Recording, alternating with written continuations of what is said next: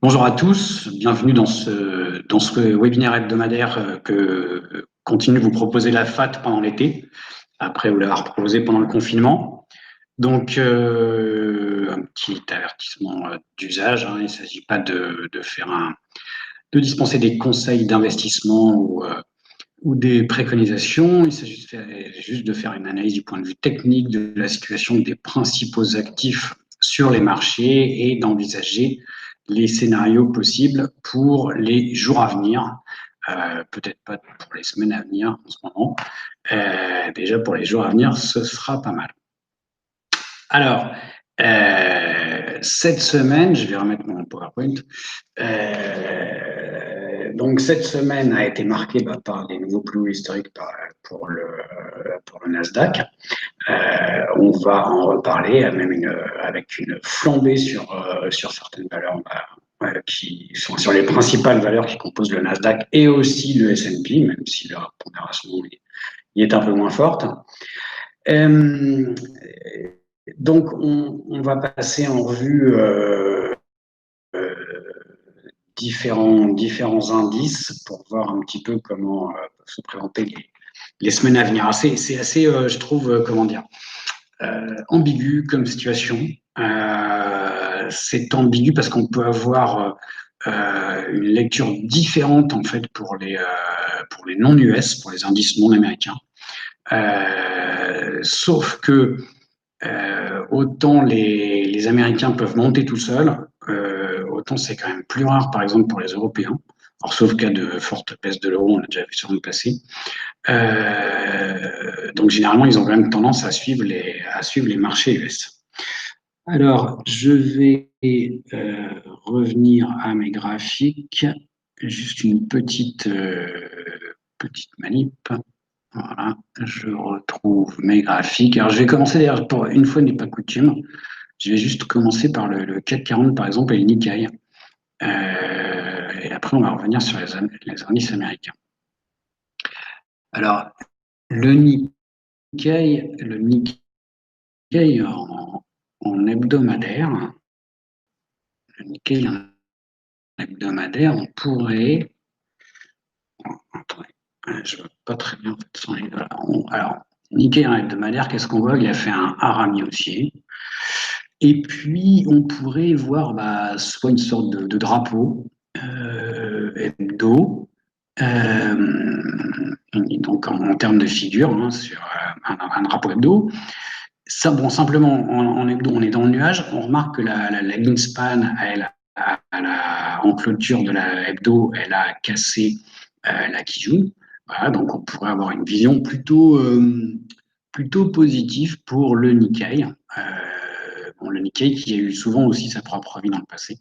Donc c'est un peu moins vrai que pour les Européens, puisqu'il bénéficie quand même du très très fort soutien de la BOJ. Voilà, et donc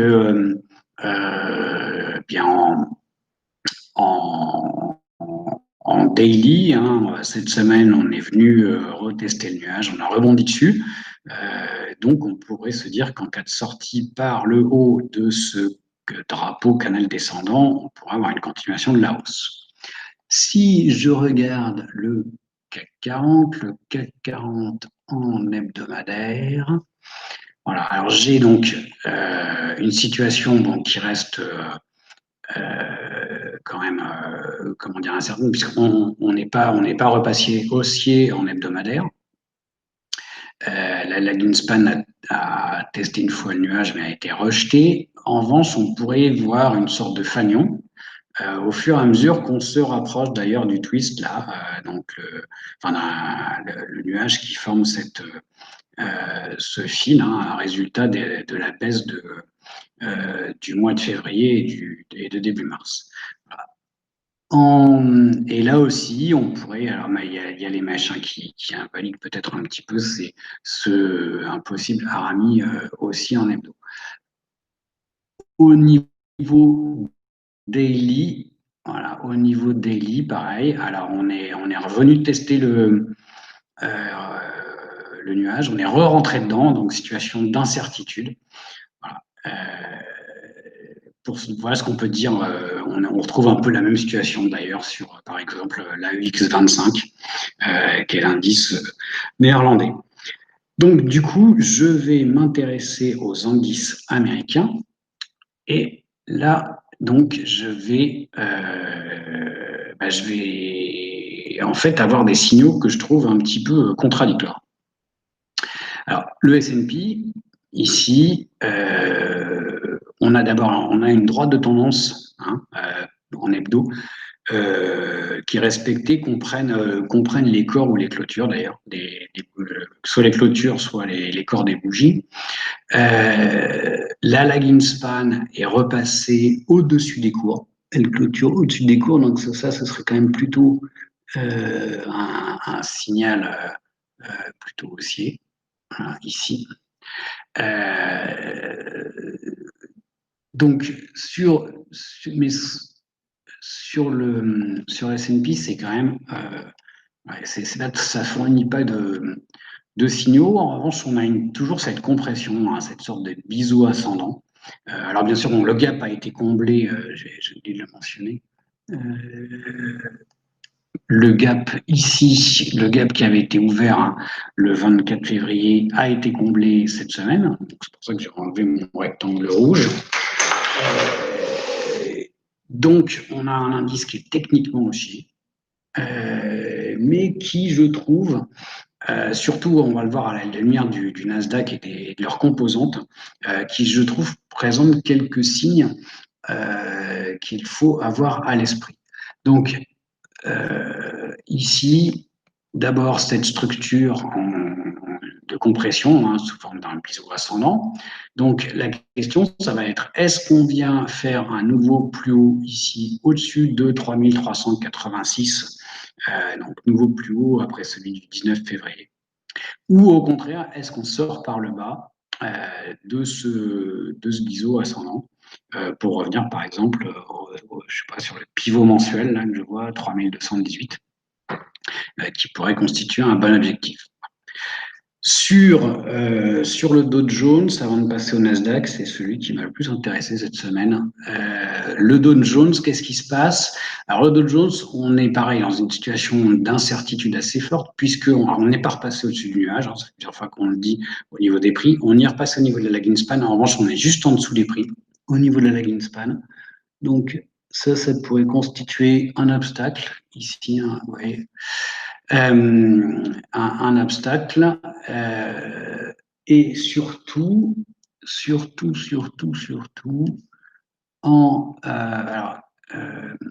alors, ça, pardon, autant pour moi, je suis sur le Dow Jones Transport. Donc, je vais revenir au Dow Jones.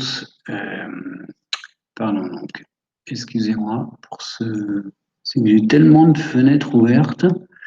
Là, en fait, je suis arrivé au maximum. Alors, ce que je vais faire, je reviens. On ne bouge pas, voilà. Dow Jones industriel. Voilà. Désolé, je recommence. Donc, Dow Jones industriel. Ici, donc, on est revenu dans le nuage, donc situation d'incertitude au niveau hebdomadaire. On a la lagging span qui s'est arrêtée sur la Kijun hebdomadaire. Voilà, donc ce qui va être un obstacle pour elle. Contrairement au S&P, on n'a pas comblé le gap du 24 février. En revanche, il y a quelque chose qu'il faut mentionner, c'est que on pouvait identifier donc cette oblique baissière ici, enfin, droite, là en mauve, donc qui part du sommet du 12 février, qui passe par celui donc j'ai pas, voilà ici, je vais me mettre là, donc par le deuxième sommet du 8 juin qu'on avait retesté ici une première fois et une deuxième fois en mi-juillet et qu'on a cassé ici en daily. Donc on pourrait avoir pour le Dow Jones comme objectif au moins le bas du gap si la hausse se poursuit. Ce qui m'a le plus intéressé cette semaine, c'est le Nasdaq. Et accessoirement le S&P. alors bon, d'abord le Nasdaq, alors, il a inscrit un plus haut. Il a ouvert avec un gap aussi. Donc en début de semaine, on va le voir ici, là, ici, donc lundi, il a ouvert, hein, il avait clôturé la semaine dernière à 10 905 et il a ouvert sans venir combler ce gap à plus de 11 000.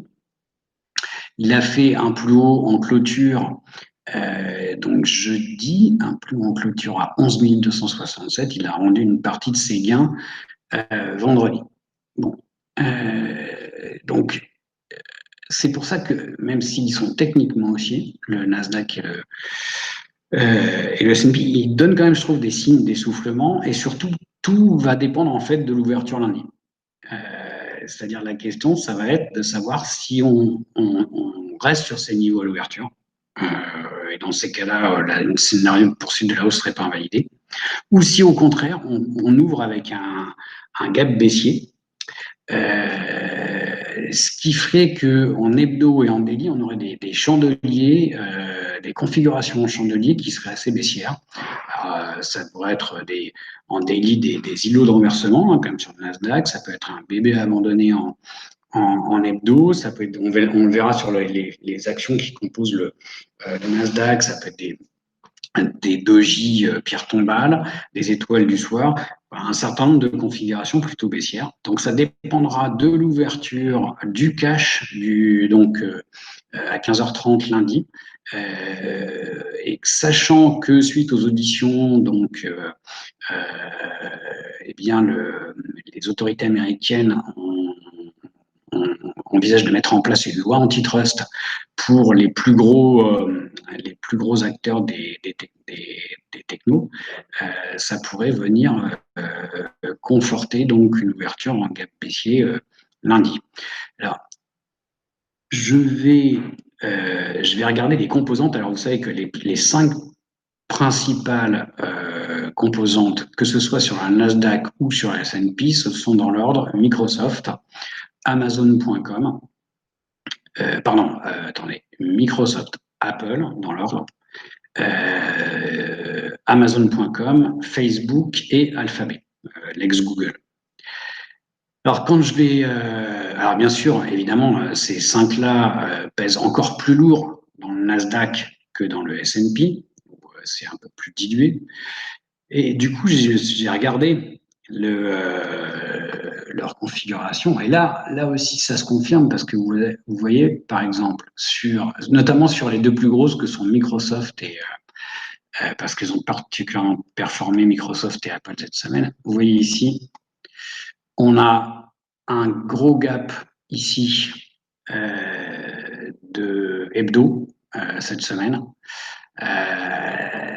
Donc, si on rouvrait ici sur un gap baissier lundi, bah, on aurait un bébé abandonné hebdo, correspondant d'ailleurs à un double top hebdomadaire.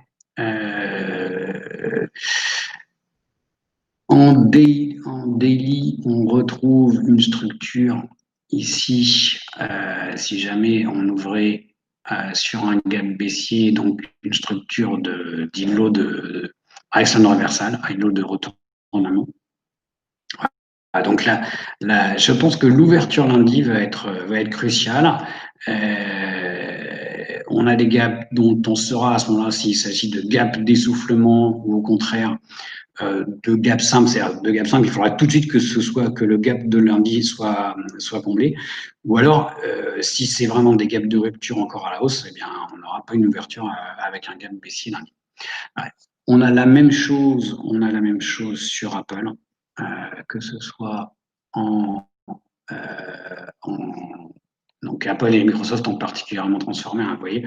Et sur Apple, d'ailleurs, tout à l'heure, je vous reparlerai de ma figure de bump and run reversal qu'on retrouve en ce moment fréquemment.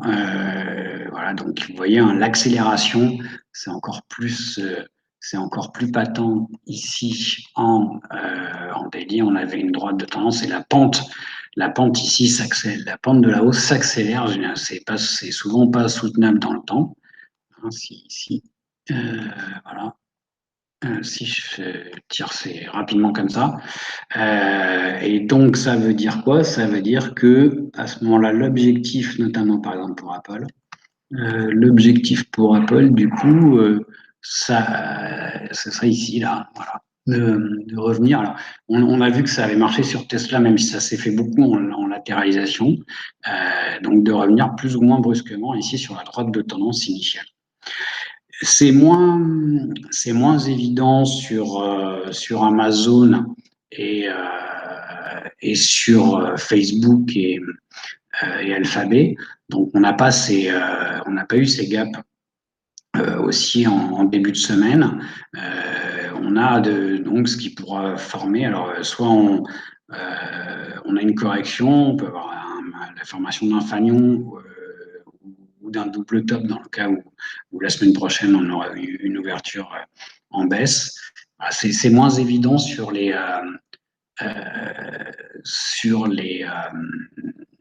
comment dire, sur les trois suivantes.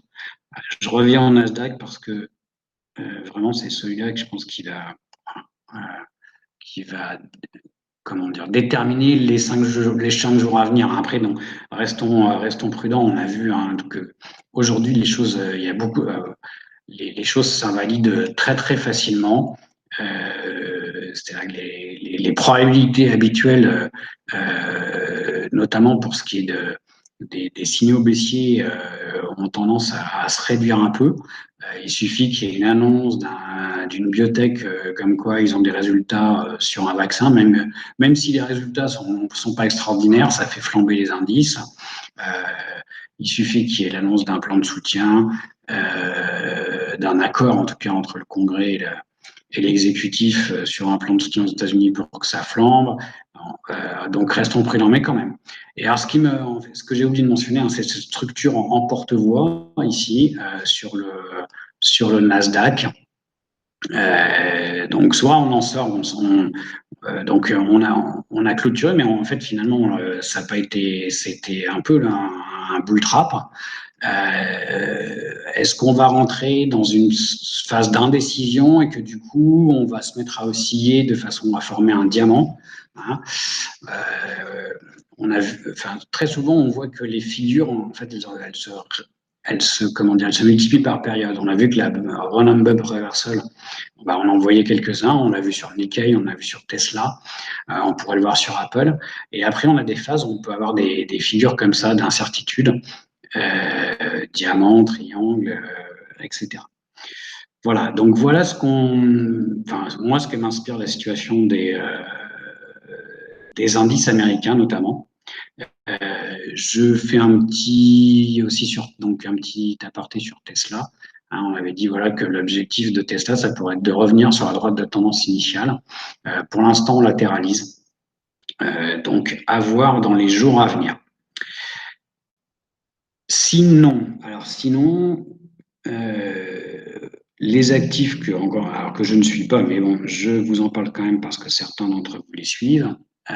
Eh bien, on a eu donc l'envolée de l'euro ces derniers temps. Alors, on en avait déjà parlé ensemble. On avait vu qu'après avoir testé, rester très très longtemps, hein, si on se remet en mensuel même, si on se remet en mensuel, si on se remet en mensuel, on est resté très longtemps dans un canal baissier. On est venu tester une fois le nuage, on est reparti à la baisse. Là, on reteste le bas du nuage au niveau mensuel. Au niveau hebdo, on avait, lors de mon dernier webinaire, hein, il me semble, ou l'avant-dernier, on avait vu que donc on était repassé au niveau du nuage, au-dessus du nuage en hebdomadaire. On est allé chercher donc la borne haute du canal descendant, et là, comme enfin, mon scénario de prédilection, ce serait de dire voilà, on est sorti au niveau des prix de ce canal, en revanche pas au niveau de la lagging span. Donc je vois bien dans les jours à venir un pullback ici sur la borne haute du canal descendant dont on est sorti, puisque elle, la lagging span n'en est pas sortie. donc ce qui correspondrait aussi au pivot mensuel. Voilà, donc ce qui ferait pour l'euro, ce qui serait assez logique, hein, une consolidation après un bon mouvement de hausse autour des 1,16. Du coup, on pourrait avoir sur l'or, on pourra avoir aussi sur l'or un mouvement de consolidation, parce qu'on a quand même une très très belle hausse. Vous savez que l'or est très très fortement, enfin inversement, est fortement corrélé avec le dollar. Donc du coup, l'affaiblissement du dollar a profité à l'once d'or. Pour l'instant, ça n'était pas une question de valeur refuge, mais on a vu que en ce moment, l'or avait un comportement qui était atypique. Au lieu de servir de valeur refuge comme dans le passé, l'or monte avec les actions, baisse avec aussi. Alors l'explication, c'était de dire que certains investisseurs étaient obligés de liquider leur position en or pour couvrir leur position en action. Donc ici, si jamais l'euro devait consolider un peu contre le dollar, on pourrait sans doute, d'ailleurs ça a déjà commencé vendredi, on pourrait sans doute avoir une consolidation. Donc alors après avoir avec des retracements de Fibonacci jusqu'où on a le pivot mensuel déjà à 1900. Ça pourrait être une bonne occasion pour ceux qui n'ont pas profité de la hausse peut-être de rentrer un peu euh, sur, l'or. Donc voilà pour ce qu'on peut dire des graphiques. Et comme à mon habitude, je vais compléter ça par quelques indicateurs de marché. Donc, je vais revenir à mon PowerPoint que j'ai préparé pour essayer de trouver des éléments qui vont aussi donner un autre éclairage. Voilà, donc, je vais mettre en diaporama, ce sera plus clair, je pense. Voilà, donc le graphique du Nasdaq avec un nouveau plus haut, la composition donc les 5 plus grosses capitalisations du S&P du Nasdaq. Alors, je dois avouer, je voulais mettre les chiffres et impossible de trouver des sources concordantes. J'avais des sources divergentes. Impossible de trouver, même sur le site officiel, par exemple, de Standard & Poor's pour le S&P, impossible de trouver le poids exact de chaque action. Donc, j'ai renoncé à les mettre. Si quelqu'un les a, ça m'intéresse. Vous savez que donc moi j'aime bien cet indicateur New Highs New Lows.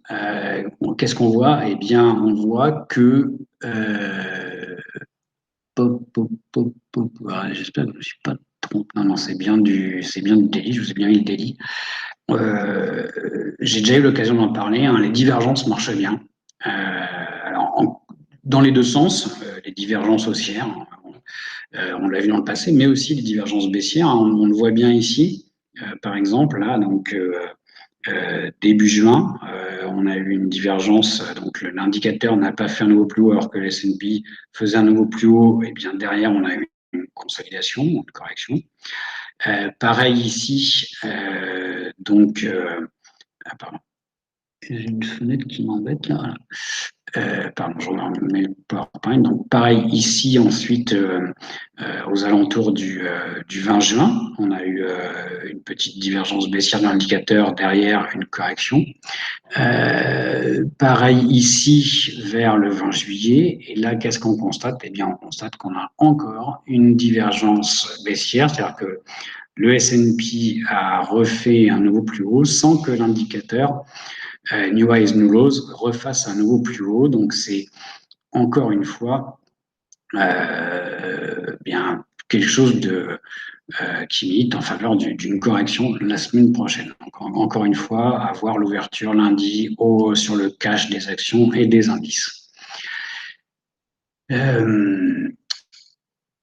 Deuxième indicateur qui m'a interpellé, alors pas en daily, vous allez voir, parce que sur Twitter, je ne sais pas si certains suivent sur Twitter, sur Twitter, on a beaucoup parlé de nouveaux records du put call ratio, nouveau plus bas. En fait, moi, je ne suis pas d'accord parce que en fait, il avait déjà fait un nouveau plus bas, on le voit en daily, hein, à 0,6 début juin. En revanche, ce qui m'a intéressé, c'est de le regarder en weekly. Et là, on s'aperçoit en weekly que on peut, alors ça marche dans l'autre sens, hein, c'est-à-dire que en fait, quand l'indice fait un nouveau plus haut, si le put call ratio fait un nouveau plus bas, à ce moment-là, par exemple, ici, là, vous voyez, on est en 2019, juin 2019, on fait on fait un plus bas d'abord, un premier plus bas, et puis euh, dans la deuxième quinzaine de juin, on fait un nouveau plus haut sur l'indice, un nouveau plus bas sur le ratio put ratio. Donc c'est logique. C'est-à-dire que puisque les marchés montent, les positions donc de put, qui sont des protections à la vente, ont tendance à diminuer par rapport aux positions sur les calls, qui sont des options d'achat. Donc du coup, le fait que le put-call ratio diminue vient confirmer la hausse. Et puis à un moment, la hausse se continue et puis on s'aperçoit que le put-call ratio, lui, ne diminue plus, voire il fait pas de nouveau plus bas. Et là, on a une divergence. Qui généralement est suivie d'une correction. Ça marche pas à tous les coups. Par exemple, en novembre-décembre, ici, on a eu une hausse de l'indice, un ratio put-call qui diminuait. Pour autant, on n'a pas eu de correction. En revanche, ça a très très bien marché ici, donc avec la baisse de février, puisqu'on voit qu'on avait un plus bas ici sur le put-call ratio. Ensuite, la part des puts a remonté par rapport à un peu à cette call. L'indice a fait un nouveau plus haut et boum, badaboum derrière. Ça ne s'est pas vérifié en juin. Hein. En juin, on a fait un nouveau plus haut sur un 10 alors qu'on faisait sans faire de nouveau plus bas sur le put-call ratio. Là, le signal, il n'est pas très très évident. On fait un nouveau plus haut, on fait pas quelque chose de moins haut sur le put-call ratio, mais j'ai tendance à penser que les signaux sont moins ils sont évidents et meilleurs ils sont. C'est assez particulier, mais mon sentiment, c'est que quand les figures trop évidentes ou les signaux trop évidents ont tendance à s'invalider plus facilement que les autres. Voilà. Donc, mon scénario de prédilection pour la semaine prochaine, eh bien, ça dépendra de l'ouverture du cash, hein, des actions au comptant et des indices au comptant lundi aux US à 15h30. Mais mon scénario que j'estime être le plus probable, eh bien, c'est qu'on a affaire non pas à un gap de rupture, ni un gap classique, mais plutôt un gap d'essoufflement. Donc, à suivre lundi pour en avoir confirmation. En attendant, eh bien, je vais souhaiter de bonnes vacances à ceux qui les ont pas encore pris, et je vais aller me rafraîchir dans la piscine parce qu'il fait chaud à cette heure. Donc, je vous dis à bientôt. J'espère pour une réunion à la rentrée, tous ensemble. Voilà, bon après-midi, bon week-end et bonnes vacances. Au revoir.